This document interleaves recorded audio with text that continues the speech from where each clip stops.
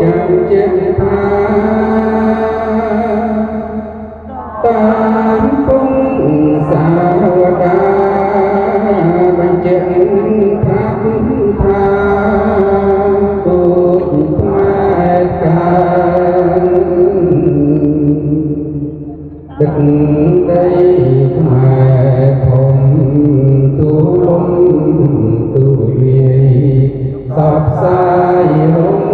រឿងគេ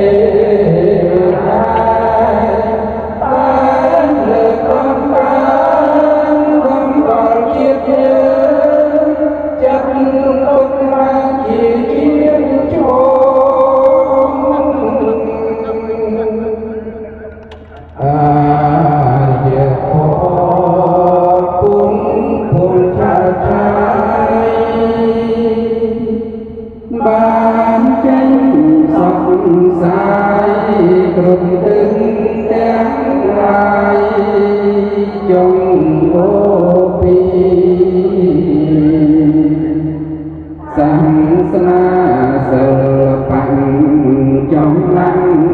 វិចិត្រគុណិតសិក្សាមន្ត្រីទស្សនវិជ្ជាអាចយកសិក្សាជាគោលការណ៍ដែលផ្នែកផ្សាយទៅ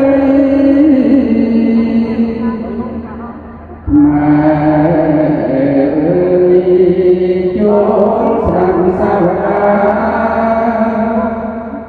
ដែលបានចរចាបញ្ជាក់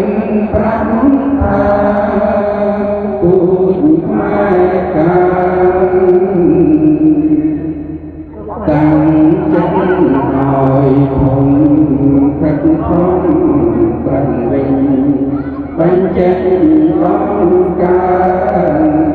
នាំថ្ងៃ